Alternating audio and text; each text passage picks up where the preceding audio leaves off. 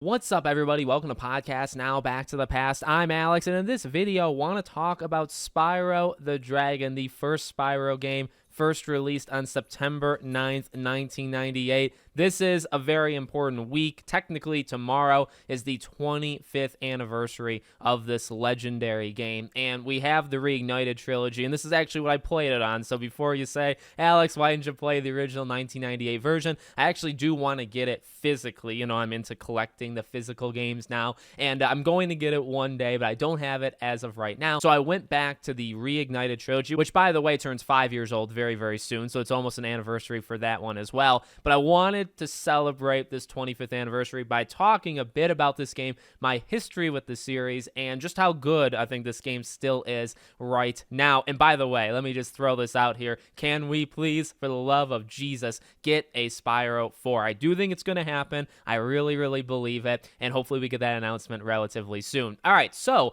Spyro, and this is actually maybe going to come off the wrong way, Spyro was actually towards the bottom of my mascot, kind of the way I thought about games, what I grew up on games. Spyro was towards the bottom. Crash was actually, when I think of actually the earliest game I can remember playing was Crash Bash, hence why I actually have such a love for that hence why I have a love for that particular game. Spyro was actually below Crash, and then as I got into being 9, 10, 11 years old, Sly Cooper. And Sly Cooper is actually, my favorite gaming franchise of all time. So those kind of took over, but Spyro was there. I played the original Spyro, not when it first came out, I was 2 years old at the time, but I did play Spyro back in the day, and I've always loved Spyro, always. Now, I haven't actually experienced it, again, like when I think of how many times I've beaten it, or, kind of the lore, I can think of Crash, I can think of Sly, I can recite you all the Sly games by memory. For Spyro, again, it was towards the bottom, but that doesn't take away with how good this game is, how iconic the actual logo or the box cover, of Spyro 1 is.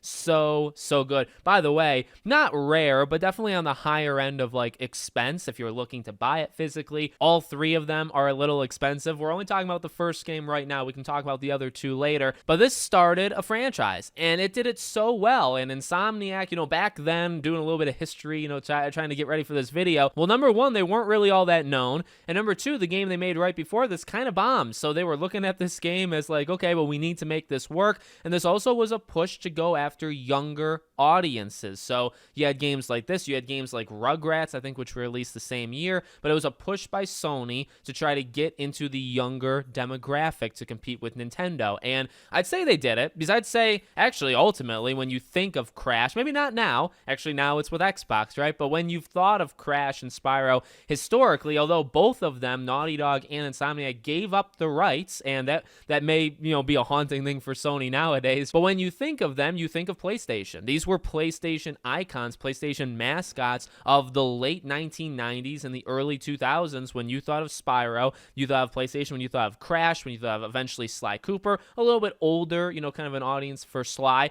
But Spyro was always kind of different. So when you think of Spyro and you compare it to, say, Crash Bandicoot, Spyro is definitely easier, more 3D rendered kind of world, right? Very different kind of game. And it's been a long time, long time since I played this game. I don't remember when I first played it back in the day. I was probably 5, 6, 7, 8 years old, somewhere in that range. But I played when the Reignited trilogy came out, bought it. I have that physically, thank God. And I played it then. And I don't even think I beat it. I think I just kind of wanted a taste of how good this game looked. And by the way, to kind of just shout out the Reignited trilogy, it's so good. It's so good. It looks so good. It does its job perfectly, just like the Insane trilogy did, of bringing Spyro to a modern day, making it look nice so that people kind of, aren't put off by the aging graphics or anything. I don't remember the actual, like, mechanical design changes between the original and this, but I think this functions really well. It's really, really fun to play. And as we actually just found out by their official Twitter about a week and a half ago, the game Reignited Trilogy has sold over 10 million units. So it did, like I said, exactly what it needed to do, and I'm very, very happy, and it's gonna get us the Spyro 4. But the game itself, I didn't really remember how much of a collectathon that this game was. But once you get into it, you realize, okay, we're just going to collect stuff. But where this game shines, I actually would say, is that collecting things is so much fun. And the level design, In a game like this, the level design is literally everything. Because if the level sucks, if the level isn't fun, you have to do so many of these things. You're defeating, every area or every world will have the different enemies. So the enemies do change up, but they can be repetitive in the worlds that you're in. And, obviously you're going to try to wake up the other dragons and collect things along the way. If the levels are not fun to maneuver, the entire game is going to completely suck. And lucky for them, not lucky, it's because of talent, they are so cool. The game kind of like ramps up too. Reading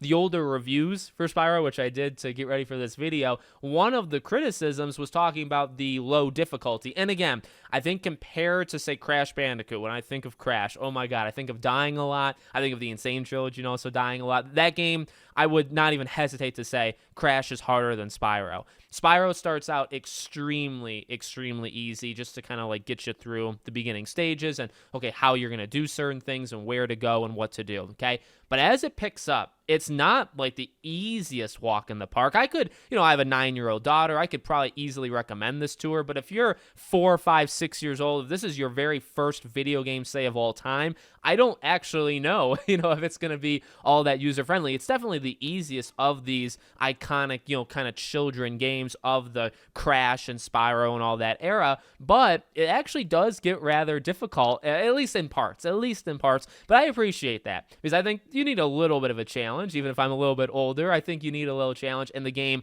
does it. The enemies are so much fun to fight against. It's not, Spyro doesn't have the biggest arsenal to him. You got charge, you got the fire breath, you got being able to glide. There's really not all that much there, but it's just a blast to go through these levels, find all the collectibles, plan your jumps, plan your glides, plan your speeding up areas, with the arrows. Everything in this game is a lot of fun. This is probably, I truly did not really remember this all that much. This is kind of a classic game where you're able to put it on and almost disconnect. Like, you don't have to be focused on it too much, I guess is the point I'm about to say. Now, with that being said, there is dialogue. I don't think the dialogue is all that important. It is cool the amount of different dragons that are in this game. I think that is kind of the highlight when you think of freeing all of them, and just their design, I think, is so cool. And, some of them are a little bit more like, I don't know, like extreme versus others that are a little bit more laid back. Like, there's some really, really cool dragons. However, let me just throw this out here.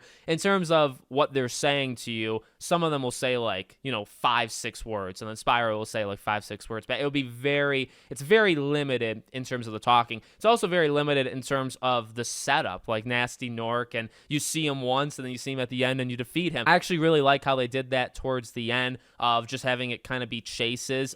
That's another thing. The game needs to kind of function well in terms of when Spyro, like if you're trying to turn him left or right, like does he respond in the right way? I'd say overwhelmingly yes. There were some times I would get extremely, extremely frustrated in this game trying to kind of get like perfect times or get everything on one run in like the flying missions. It can get kind of harsh, but at the same time, again, it's really fun. That's the balance, right? Because you can have something to be challenging, but as long as it feels fun, you're always going to kind of want to go back. And that's another thing when you think of all the collectibles. As long as it's fun to get the collectibles, you're always more willing, I think, to go off and get even more of them. Now, I didn't 100% the game replaying it for this video. I completed all the levels. I think I found almost every dragon, but maybe I missed a few here or there. It's mainly the collectibles. I probably missed one thing in this place, one thing in that place. But even with that being said, in a lot of these worlds, I could have pieced out of them a lot earlier than I did, and I stayed, and I was like, okay, well, let's try to get the egg of this stage, or let's get this, or let's get that.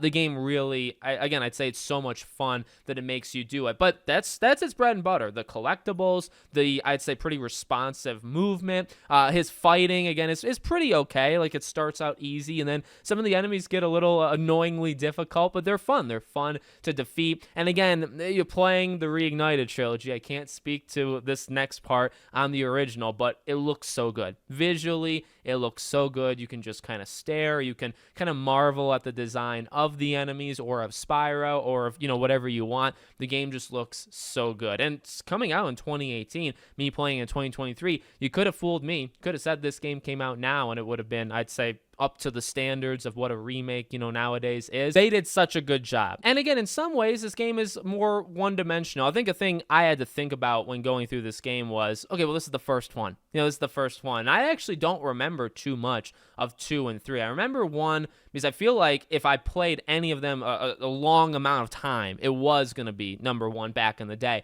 And also in the Reignited trilogy, I played, I believe, all 3 of them a little bit, and I played 1 the most. So 1 is kind of like engraved in my mind. And even thinking of, again, say like limitations, it's like, well, you also got to think this was the starting off point of the series. This game sold extremely well when it came out. Actually, well, the history tells us it actually started pretty slow, right? So it came out in September, started slow in terms of sales, but then really, really picked up around that holiday season and became a classic. It became a greatest hits game. Obviously, they made 2 more, then they relinquished the rights to it. And again, this was that push to the younger audience. It worked. Like, for what it was trying to do, it absolutely worked. It sold really well. It started a franchise, and it started something that I think one of the biggest things that people will think of Spyro nowadays is their youth. And that's hard to kind of, put into words, right? Like, this game really symbolizes the youth of a lot of people, or maybe one of, if not the first games people played when they were growing up.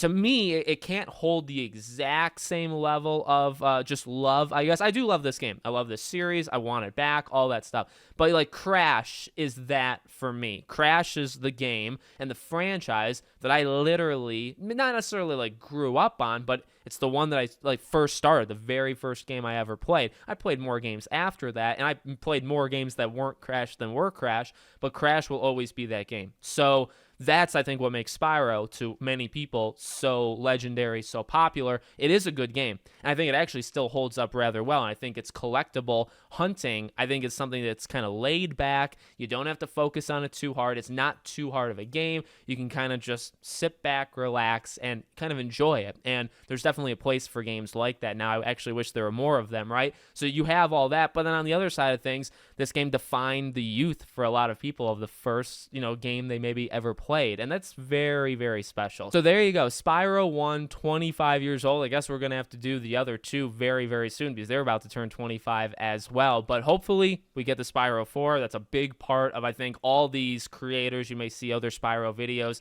today, this week, tomorrow, in terms of celebrating Spyro. I think we're all doing it. We're all doing it for different reasons, but one united reason we need is Spyro 4, and I think we'd all kind of come together for that. So let me know what you guys think in the comments. Make sure, as always, you're subscribed to the channel, bell icon turned on, and I hope to see you all on the next one.